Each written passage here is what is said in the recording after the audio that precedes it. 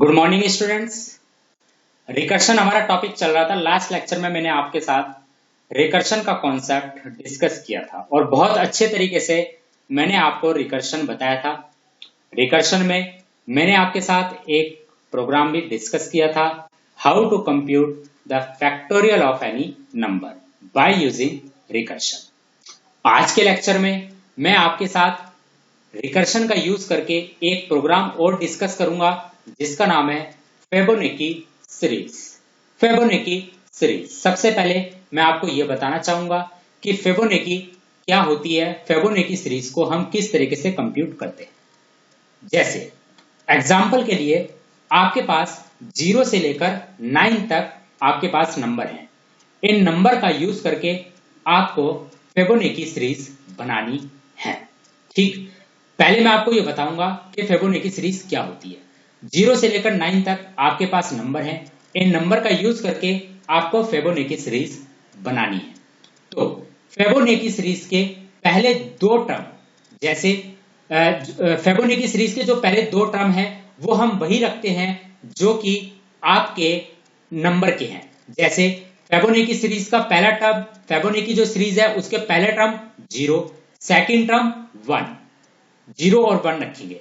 अब जो फेबोनेकी सीरीज का जो थर्ड टर्म है, जो थर्ड है फेबोनेकी सीरीज का जो थर्ड टर्म है वो प्रीवियस टू टर्म का सम करने पर प्राप्त होती है।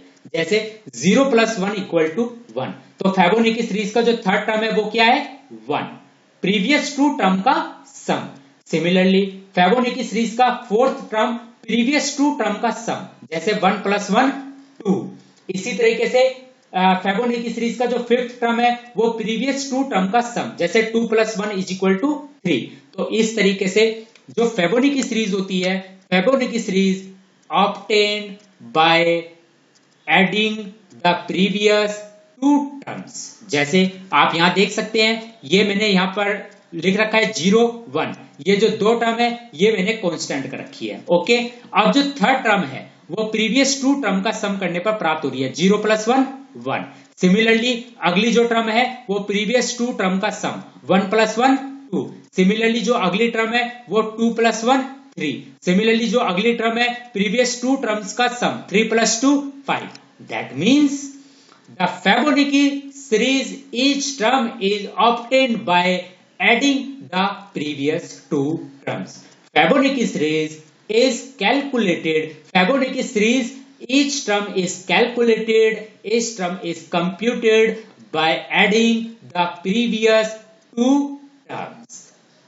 The series obtained now is known as the Fibonacci series. I hope ये चीज शायद आपको समझ में आई होगी। ठीक है, चलिए आगे बढ़ते हैं। इसमें मैंने जो आपको बात बताई थी 0 से 9 तक लेकर, वो आप इग्नोर कर दीजिए, 0 से 9 नहीं लेना है, क्योंकि जो हमारे पास फेबोनेकी सीरीज आएगी वो उसमें सम काफी आगे तक जाएगा। तो मैंने उसमें आपके साथ ये बताया था ना कि 0 से लेकर 9 तक हम नंबर ले रहे हैं, 0 से 9 तक नहीं ले रहे हैं नंबर। वो शुरू के जो दो नंबर है 0 और 1, वही हम फेबोनेकी सीरीज के लिए मान रहे हैं, और फिर उसके बाद जो ईच सक्सेसिव टर्म्स है वो प्रीवियस टू टर्म्स का सम करने पर हम गेट कर रहे हैं। ठीक है, तो इसीलिए आप उन 0 से 9 को इग्नोर कर दीजिए। सिर्फ दो टर्म, स्टार्टिंग की जो दो टर्म है 0 और 1, उसी को हम फेबोनेकी सीरीज की पहली दो टर्म कंसीडर कर लेते हैं, और फिर उसके बाद जो तीसरी टर्म है वो प्रीवियस टू टर्म्स का सम करने पर प्राप्त होती है। तो इसका मतलब है अब हमें फेबोनेकी सीरीज पाइथन में रिकर्शन का यूज करके बनानी है। कैसे बनानी है, इसी चीज पर आज हमारा लेक्चर है। तो डियर स्टूडेंट, याद करिए जब मैं आपको रिकर्शन पढ़ा रहा था तो रिकर्शन पढ़ाते समय मैंने आपको एक चीज बताई थी कि रिकर्शन में हमें जो सबसे इंपॉर्टेंट चीज है वो हमें क्या रखनी है, बाउंड्री केस। बाउंड्री केस को पहले हमें सेट करना पड़ेगा अगर हम रिकर्शन की बात कर रहे हैं। रिकर्शन की अगर हम बात कर रहे हैं तो सबसे पहले हमें बाउंड्री केस को कंसीडर करना पड़ेगा। बाउंड्री केस को कंसीडर करने के बाद हम रिकर्शन की डेफिनेशन को कंप्यूट कर रहे थे।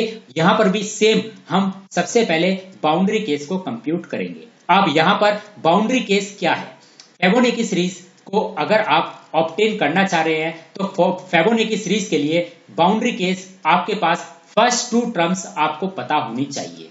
अगर आपको फर्स्ट टू टर्म्स नहीं पता है तो आप फिबोनाची सीरीज कंप्यूट नहीं कर सकते बाय यूजिंग रिकर्शन। तो रिकर्शन के लिए अगर आप फिबोनाची सीरीज को कंप्यूट कर रहे हैं by using recursive function, then it is the primary condition to have the boundary case, and for boundary case in the case of the Fibonacci series the first two terms must be known for the recursive function, and in this case the first two term is 0 and 1. So in this case 0 and 1 are known as the boundary case for Fibonacci series.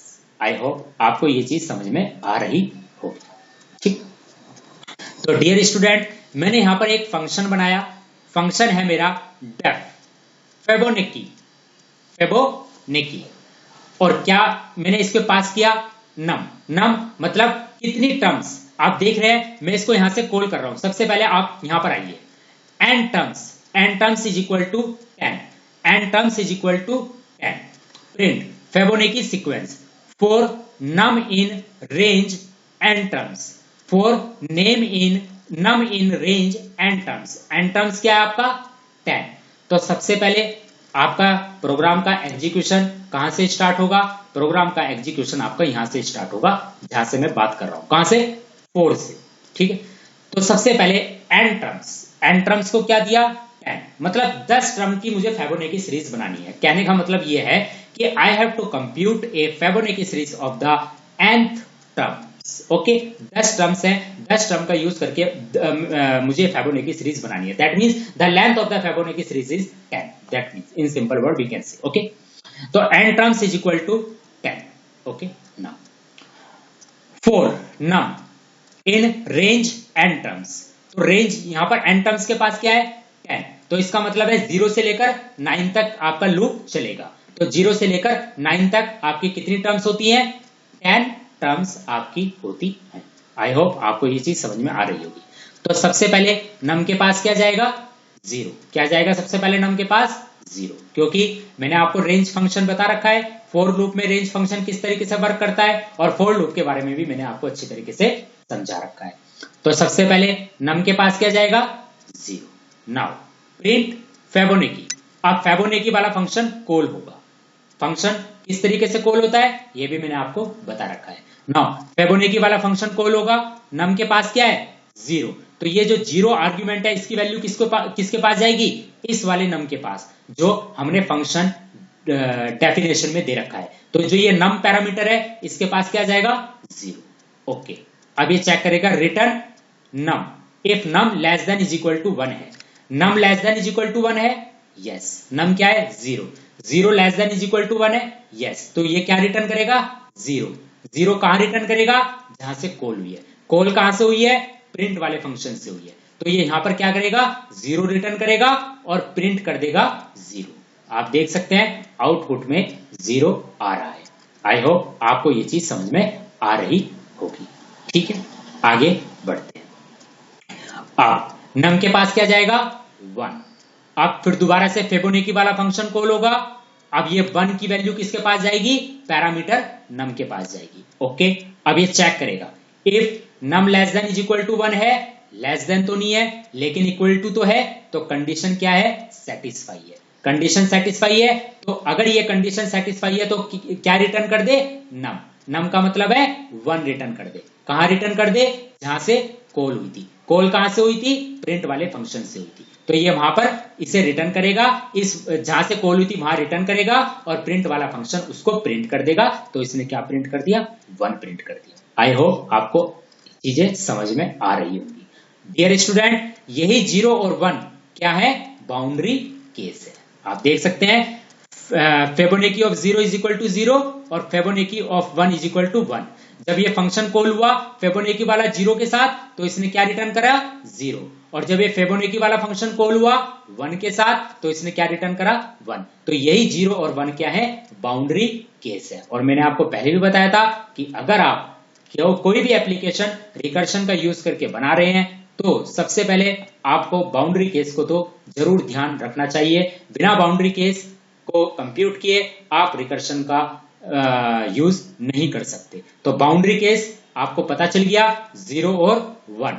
Okay, और 0 और 1 हमें पता चल गया कि ये हमारे boundary case है। क्लियर है? चलिए आगे बढ़ते हैं। अब नम के पास क्या जाएगा? 2। Okay, print Fibonacci of 2। अब ये फेबोनेकी वाला फंक्शन दोबारा कॉल हुआ, ये 2 की वैल्यू किसके पास जाएगी? इस नम के पास जाएगी। जो ये नम पैरामीटर है फंक्शन में जो मैंने डिफाइन कर रखा है 2, इसके पास जाएगी। क्लियर है? अब आगे return num if num less than is equal to 1 है। अब नम क्या है? 2। क्या 2 less than is equal to 1 है? नहीं है। ये कंडीशन सेटिस्फाई नहीं होगी। ये कंडीशन कब सेटिस्फाई होगी? सिर्फ बाउंड्री केस वैल्यू के लिए। और बाउंड्री केस वैल्यू कौन कौन सी थी? 0 और 1। तो अब ये कहां जाएगा? एल्स पे जाएगा। किस पे जाएगा? एल्स पे जाएगा। अब एल्स पे जाने के बाद देखिए क्या होगा, ये चीज आपको समझनी है। ये फेबोनेकी फिर ब्रैकेट के अंदर नम -1। नम क्या था? नम क्या था? 2। 2 में से 1 गया 1, तो फेबोनेकी ऑफ 1 प्लस फेबोनेकी ऑफ 2 - 2 0। तो ये क्या बन गया? फेबोनेकी ऑफ 1 प्लस फेबोनेकी ऑफ 0। और फेबोनेकी ऑफ 1 की वैल्यू क्या है? 1। और फेबोनेकी ऑफ 0 की वैल्यू क्या है? 0। कॉल होने के बाद ही तो आई है ये। तो इसका मतलब है यहां से ये वाला फंक्शन कॉल होगा फेबोनेकी वाला किसके साथ? पहले 1 के साथ कॉल होगा, फिर किसके साथ? 0 के साथ कॉल होगा। और 1 के साथ जब कॉल हुआ था तो क्या रिटर्न करा था? 1। और 0 के साथ जब रिटर्न हुआ था क्या रिटर्न करा था? 0। कहां रिटर्न करेगा? यहीं पर रिटर्न करेगा, इन्हीं के पास रिटर्न करेगा जहां पर ये कर्सर है। देखिए दोबारा से, नम के पास क्या गया? 2। क्लियर है? Print Fibonacci of 2। तो प्रिंट वाला फेबोनेकी वाला फंक्शन कॉल हुआ किसके साथ?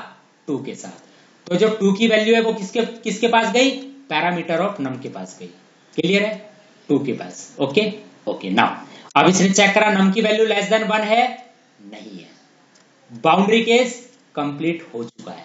अब गया वो किसके पास? एल्स के पास। फेबोनेकी ऑफ नम क्या था? 2। 2 में से 1 गया 1, तो क्या बन गया ये? फेबोनेकी ऑफ 1। ओके, प्लस फेबोनेकी ऑफ नम -1 नम -2। तो ये क्या हो गया? 2 - 2 0। तो क्या बन गया ये? एल्स वाला पार्ट 2 के लिए फेबोनेकी ऑफ 1 प्लस फेबोनेकी ऑफ 0। तो पहले क्या होगा? फेबोनेकी ऑफ 1 वाला फंक्शन कॉल होगा। ओके, यहां से 1 की वैल्यू नम के पास जाएगी। नम के पास क्या जाएगा? 1। तो ये क्या रिटर्न करेगा? 1, क्योंकि ये चेक करेगा num less than is equal to 1 है। लेस देन तो नहीं है लेकिन इक्वल टू तो है, तो ये क्या रिटर्न करेगा? 1। कहां रिटर्न करेगा? यही एल्स वाले पार्ट पर रिटर्न करेगा। तो 1 प्लस यहां पर क्या रिटर्न करेगा? 0। तो 1 प्लस 0, 1 प्लस 0 कितना हुआ? 1। तो ये क्या इसने रिटर्न करा? 1। कहां पर अब कहां रिटर्न करेगा? ये रिटर्न करेगा प्रिंट वाले फंक्शन को। फाइनली प्रिंट वाला फंक्शन किसको प्रिंट करेगा? 1 को प्रिंट करेगा। अब समझ में आया किस तरह से रिकर्शन हुआ? चलिए अब नम के पास क्या गया? 3। क्या गया? अब नम के पास 3 गया। अब हम फोर्थ वैल्यू कंप्यूट कर रहे हैं। देखिए पहला टर्म 0 है, दूसरा 1 है, तीसरा 1 है। अब नम के पास आया 3। क्लियर है? चलिए अब आप नम के पास आया 3। ओके, प्रिंट अब फेबोनेकी वाला फंक्शन कॉल हुआ किसके साथ? 3 के साथ। तो ये 3 की वैल्यू किसको असाइन हुई? इस नम को असाइन। क्लियर है? ओके, इसने चेक करा num less than is equal to 1 है? नहीं है। एल्स पे गया। फेबोनेकी ऑफ 3 में से 1 गया 2 प्लस, तो ये क्या बन गया? फेबोनेकी ऑफ 2 प्लस ये क्या बन गया? 3 में से 2 गया 1, ये क्या बन गया? 1। तो ये बन गया फेबोनेकी ऑफ 2 प्लस फेबोनेकी ऑफ 1। अब फेबोनेकी ऑफ 2, अब यहां से जब ये खुद अपने आप को कॉल करेगा फेबोनेकी ऑफ किसके साथ? 2 के साथ। तो इससे क्या रिजल्ट मिल रहा था? 1 मिल रहा था। भाई इसने देखिए जब इसने ये यहां पर गया हमने पास करा था 3, तो 3 में से 1 गया, कितना आया? 2। और यहां पर इसने क्या करा? 3 में से 2 गया, क्या आ रहा था? 1। अब जब ये फेबोनेकी ऑफ 1 है और फेबोनेकी ऑफ 1 की वैल्यू क्या थी? फेबोनेकी ऑफ 1 की वैल्यू है 1। और फेबोनेकी ऑफ 2 की वैल्यू क्या है? फेबोनेकी ऑफ 2 की वैल्यू है 1। तो 1 + 1 2। इस तरीके से ये रिकर्शन का यूज करके वैल्यू को कंप्यूट करता है। आई होप आपको ये चीज समझ में आ रही होगी। डियर स्टूडेंट, ये भले ही आपको एक लाइन का कोड दिख रहा है, लेकिन इंटरनली इतनी फंक्शन कॉल होंगे, इतने फंक्शन कॉल होंगे कि आप सोचने लग जाओगे कि इस तरीके से रिकर्शन वर्क करता है। ये सिंपल है, ये कि मैंने अभी आपको क्या बताया, फेबोनेकी सीरीज है, तो फेबोनेकी सीरीज में सबसे पहले आपको बाउंड्री केस पता होना चाहिए। बाउंड्री केस क्या है, 0 और 1, ठीक है। फिर आगे जो भी फेबोनेकी सीरीज की जो टर्म आएगी वो प्रीवियस 2 टर्म्स का सम करने पर प्राप्त होती है, ठीक है। जैसे पहली 2 टर्म तो 0 और 1 है, ये बाउंड्री केस है। अब जो थर्ड टर्म है वो 1 है, ये कैसे आई, प्रीवियस 2 टर्म 0 प्लस 1 का सम करने पर, ओके। अब आगे की जो टर्म है 2 है, ये प्रीवियस 2 टर्म का सम करने पर 1 प्लस 1 2 आएगी। इसी तरह से आगे की जो टर्म है 3, ये प्रीवियस 2 टर्म का सम करने पर 2 प्लस 1 3। इसी तरीके से रिकर्शन वर्क करता है और यहां पर इसी तरीके से ये चीज वर्क कर रही है। आप देख रहे हैं मैंने एल्स वाले पार्ट को पूरा का पूरा क्या कर रखा है, ब्लू कलर से आउटलाइन कर रखा है और लिख रखा है simple 1 line of code that is called which is known as recursion।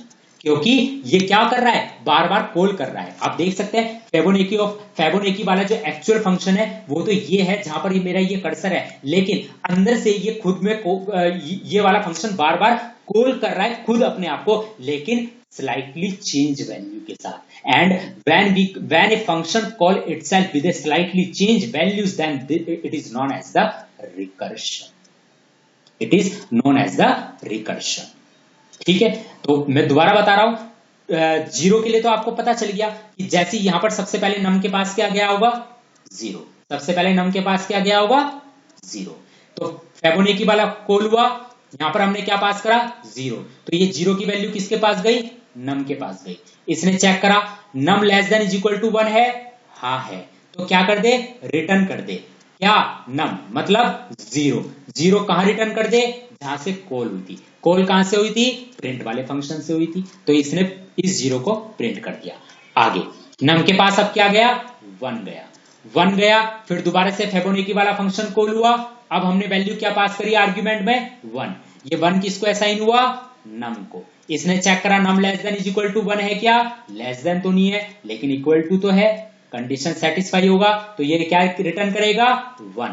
कहां रिटर्न करेगा, जहां से कॉल हुई थी। कॉल कहां से हुई थी, प्रिंट वाले फंक्शन से हुई थी, वहां कॉल करेगा, फाइनली प्रिंट वाला फंक्शन उसकी वैल्यू को प्रिंट कर देगा, 0 और 1। और ये क्या है, बाउंड्री केस है, ये कंप्लीट हो चुके हैं। अब नम के पास क्या जाएगा, 2 जाएगा। जब नम के पास 2 जाएगा तो अब दोबारा से फेबोनेकी वाला फंक्शन कॉल होगा। अब हमने आर्ग्यूमेंट में क्या पास करा, 2 पास करा। 2 वैल्यू कहां जाएगी, नम के पास जाएगी। अब ये चेक करेगा num less than is equal to 1 है क्या, नहीं है, क्योंकि बाउंड्री केस कंप्लीट हो चुका है। अब आएगा ये एल्स वाले पार्ट पर। अब हमारे पास नम की वैल्यू क्या है, 2 है। एल्स फेबोनेकी वाले फंक्शन को कॉल कर, किसके साथ, 2 में से 1 गया 1, तो फेबोनेकी वाले फंक्शन को कॉल कर 1 के साथ। तो जब फेबोनेकी वाला फंक्शन 1 के साथ कॉल करेगा ये, तो ये यहां से जो ये नम माइनस 1 है, नम माइनस 1 क्या आएगा, 1 आएगा। ये 1 किसको असाइन होगा, नम को असाइन होगा। तो अब नम के पास क्या जाएगा, 1 जाएगा। ये चेक करेगा 1 less than is equal to 1 है, लेस देन तो नहीं है लेकिन इक्वल टू तो है, तो ये क्या करेगा, रिटर्न 1। लेकिन ये 1 अब कहां रिटर्न करेगा, इस एल्स वाले पार्ट के अंदर जो ये फेबोनेकी वाला है यहां पर रिटर्न करेगा। तो यहां पर क्या रिटर्न हुआ, 1 रिटर्न हुआ, प्लस फेबोनेकी ऑफ नम माइनस 2। नम क्या था, 2 में से 2 गया 0, तो अब ये फेबोनेकी वाला फंक्शन दोबारा कॉल होगा, लेकिन नम माइनस 2 के साथ। नम माइनस 2 क्या है, 0, तो ये फेबोनेकी वाला फंक्शन कॉल हुआ 0 के साथ। तो नम के पास क्या गया, 0। चेक करेगा num less than is equal to 1 है, हाँ है, तो ये क्या रिटर्न करेगा, 0। लेकिन अब रिटर्न कहां करेगा, जहां से कॉल हुई थी। कॉल कहां से हुई थी, एल्स वाले पार्ट के अंदर जो दूसरा फेबोनेकी वाला है वहां पर रिटर्न करेगा 0। तो पहले वाले फेबोनेकी के पास क्या रिटर्न होके आया, 1। दूसरे वाले फेबोनेकी के पास क्या रिटर्न होके आया, 0। 1 प्लस 0 का सम होगा क्या, 1। और ये अब फाइनली 1 कहां रिटर्न होगा, जहां से एक्चुअल कॉलिंग हुई थी। और एक्चुअल कॉलिंग कहां से हुई थी, प्रिंट वाले फंक्शन से हुई थी। तो यहां 1 रिटर्न करेगा और प्रिंट कर देगा 1। तो इस तरीके से आपके पास थर्ड टर्म आई है रिकर्शन का यूज करके। इसी तरीके से डियर स्टूडेंट आगे ये प्रोग्राम कंटिन्यू चलता रहेगा। आई होप ये चीज आपको समझ में आ गई होगी। तो ध्यान रखना, फर्स्ट 2 टर्म तो बाउंड्री केस है, वो तो एज इट इज रिटर्न होंगे। लेकिन जो थर्ड टर्म आ रही है, जैसे फर्स्ट 2 टर्म क्या है, पहली टर्म है 0, दूसरी टर्म है 1। अब जो तीसरी टर्म है ये क्या है ये 0 प्लस 1 इक्वल टू 1, ये थर्ड टर्म है। और ये थर्ड टर्म कैसे आई? प्रीवियस टू टर्म का सम करने पर आई है ये थर्ड टर्म। और प्रीवियस टू टर्म का सम होगा यहाँ पर रिकर्शन से। पहले फेबोनेकी ऑफ एल्स वाले के अंदर पहले फेबोनेकी ऑफ 1 वाला कॉल हुआ, फिर प्लस के बाद फेबोनेकी ऑफ 0 वाला कॉल हुआ। तो फेबोनेकी ऑफ 1 वाले ने रिटर्न किया 1, वो यहीं पर रिटर्न होगा। फेबोनेकी ऑफ 0 वाले ने रिटर्न किया 0, वो प्लस वाले के बाद जो फेबोनेकी वाला है वहां रिटर्न होगा। इन दोनों का सम होगा और एक्चुअल रिटर्निंग कहां होगी? प्रिंट वाले को, क्योंकि वहीं से कॉल हुआ था। Okay, this is known as the recursion. I hope ये चीज आपको समझ में आ गई होगी। चलिए एक बार इसको प्रैक्टिकल करके देख लेते हैं, ठीक है।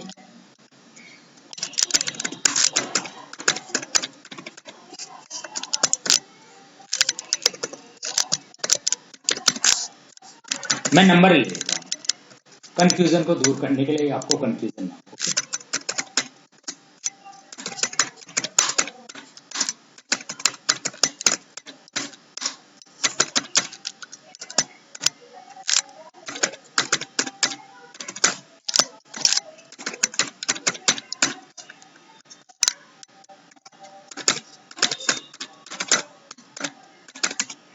ओके, आप देख सकते हैं मैंने बिल्कुल सही लिखा है। फेबोनेकी फंक्शन का नाम देख लीजिएगा कॉल करते समय, FIBONACCI, यस, क्योंकि वो दिक्कत करेगा अदरवाइज आपको, ठीक है। नाउ अब आपने x इज इक्वल टू 10 ले लिया, n टर्म्स हैं वो तो कोई दिक्कत नहीं है उसमें, तो x या टर्म्स ले लो, ठीक है। Terms is equal to 10। Okay, now आपने क्या करा? प्रिंट फिबोनेकी सीरीज इज, अब आपने क्या करा? फॉर लूप चलाया, for x in range function का यूज करा, इसके अंदर आपने टर्म्स पास किया। तो टर्म्स क्या है? 10 है। तो रेंज फंक्शन कहां से कहां तक कंप्यूट करेगा? 0 से लेकर 9 तक। ओके, नाउ अब आप किसको कॉल करेंगे? प्रिंट, इसके अंदर आपने फिबोनेकी वाले फंक्शन को कॉल किया और आपने क्या पास कर दिया? x पास कर दिया, ठीक है। Now dear student, when you run this program, आप देख सकते हैं फिबोनेकी सीरीज इज 0 1, ये तो सही आ रहा है। इसके बाद थोड़ा दिक्कत आ रहा है, क्या कर रहा है ये? भाई देखिए, अब ये दिक्कत कर रहा है, यहाँ पर नम नहीं आएगा, यहाँ नंबर -2 आएगा। अब रन करिए, देखिए आ गया आउटपुट 0 1। फिर जो थर्ड टर्म है, पहली टर्म है 0, दूसरी टर्म है 1, ये बाउंड्री केस वैल्यू थी।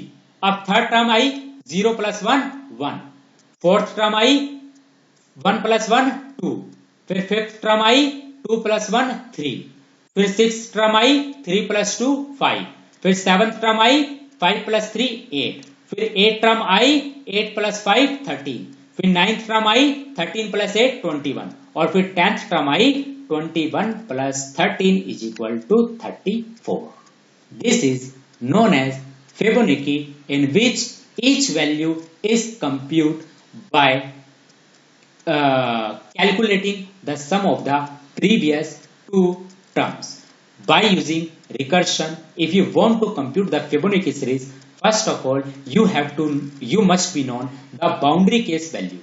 In this case, the boundary case value is 0 and 1. These are the boundary case value. Again, to compute the Fibonacci series, you just add these two value, you obtain the third value, similarly so on. The series obtained is known as the Fibonacci series. In this program, we have compute the Fibonacci series up to the nth term.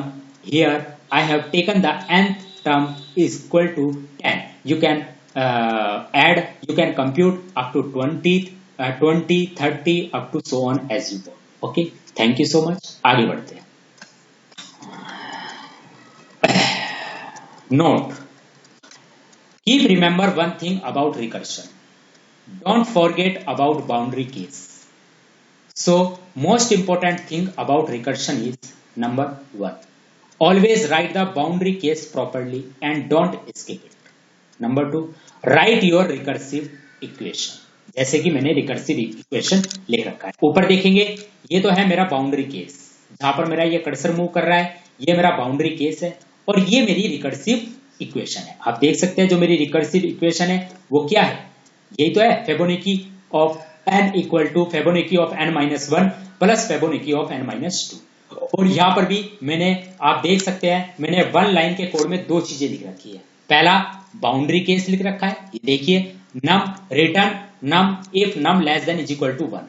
अब num less than is equal to 1 केवल दो ही value के लिए होगा, या तो 0 के लिए होगा या 1 के लिए होगा, क्योंकि 0 और 1 यही दो वैल्यू हैं जो 1 से छोटी हैं, राइट। 1 तो 1 के बराबर है लेकिन छोटा है, ठीक है। 0 है 1 से छोटा है, 1 है 1 के बराबर है, छोटा और बराबर।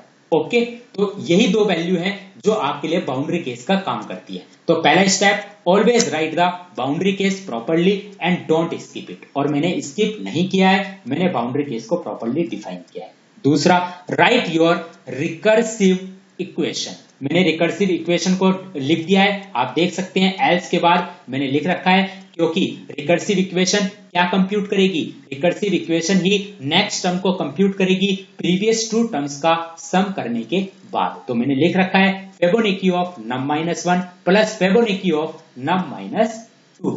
जैसे फैक्टोरियल में हम कैलकुलेट कर रहे थे, factorial of n equal to n into factorial of n minus 1, तो वहां पर जो रिकर्सिव इक्वेशन थी वो थी फैक्टोरियल ऑफ n माइनस 1। यहां पर रिकर्सिव इक्वेशन है Fibonacci of num minus 1 plus Fibonacci of num minus 2। यही रिकर्सिव इक्वेशन हमारी कंप्यूट करेगी नेक्स्ट टर्म को प्रीवियस टू टर्म का सम करने के बाद। आई होप आपको ये चीज समझ में आ रही होगी।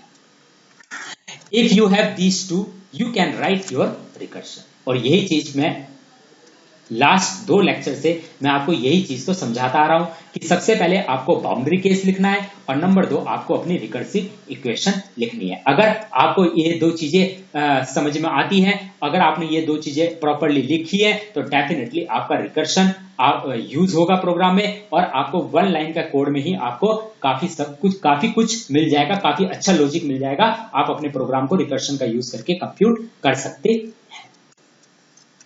तो बस इन दो चीजों पर ही आपको क्या करना है, एम्फेसाइज करना है। Note, always remember recursion is hard to debugging, ये बात हकीकत है। Always remember recursion is hard to debugging. Debugging का मतलब है, आप देख रहे हो इतनी सारी रिकर्सिव कॉल होंगी ना कि अगर एक भी रिकर्सिव कॉल में एरर आ गई या कुछ भी ऐसा आ गया तो डेफिनेटली आपको एरर फाइंड करने में, डिबग करने में बहुत ज्यादा प्रॉब्लम होगी, राइट।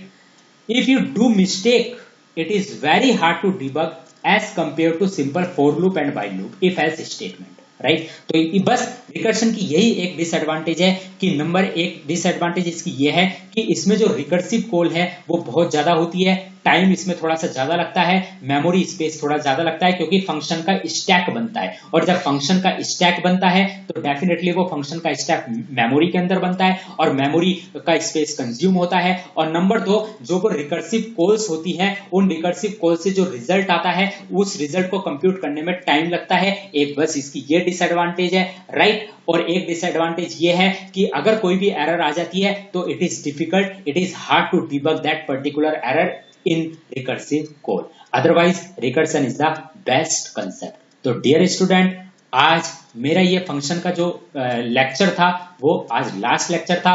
फंक्शन अब आपका पूरी तरीके से कंप्लीट होता है। इनमें आज इसमें फंक्शन वाले टॉपिक में अब कुछ नहीं रह जाता, फिर भी मैं आपके साथ कोशिश करूंगा कि कुछ एक्सरसाइज लेकर आऊं, कुछ एक्सरसाइज रिलेटेड, फंक्शन से रिलेटेड कुछ क्वेश्चंस लेकर मैं आऊंगा। और ये भी हो सकता है मैं अब कोई नए टॉपिक के साथ आपके सामने आऊं, लेकिन मैंने फंक्शन पे अब तक आई थिंक 12 लेक्चर आपके साथ डिस्कस कर चुका हूं। पूरा डेप्थ में मैंने फंक्शन को पढ़ाया है, बिल्कुल बेसिक से लेकर और बिल्कुल हाई स्टैंडर्ड तक मैंने आपके साथ फंक्शन के हर एक बेसिक कॉन्सेप्ट्स को डिस्कस किया है। रियली अगर आप मेरे ये 12 लेक्चर अच्छी तरीके से देख लेते हैं तो आपको किसी भी ऑथेंटिक किसी भी रिसोर्स की तरफ जाने की कोई जरूरत नहीं है। आप जो भी पढ़ेंगे किसी भी ऑथेंटिक रिसोर्स का यूज करते हैं अगर आप मेरे लेक्चर्स को पढ़ने के बाद, तो definitely it would be easy for you to understand the concept of function. But मैंने आपके साथ पूरी मेहनत की है, पूरी कोशिश की है कि मैं आपको फंक्शन अच्छी तरीके से पढ़ा सकूं, और मैंने अपना बेस्ट दिया है। अब आपको मेरे जितने भी फंक्शंस के लेक्चर हैं, 1 से लेकर 12 या 13 जितने भी मेरे फंक्शंस के लेक्चर हैं, आपको इन लेक्चर्स को अच्छे तरीके से एक एक लेक्चर्स को पढ़ना है। और डेफिनेटली जब आप सभी लेक्चर्स को पढ़ लेंगे तब आपको बहुत अच्छा फील होगा और आप फंक्शन में खुद से अपने फंक्शंस इंप्लीमेंट करना सीख जाओगे। तो डियर स्टूडेंट, अब हम नेक्स्ट टॉपिक हमारा क्या होगा, मैं नेक्स्ट टॉपिक आपके साथ डिस्कस करूंगा। क्या करूंगा वो मैं एक बार पहले देखूंगा कि मुझे कौन सा टॉपिक अब आपके साथ लेकर आना है।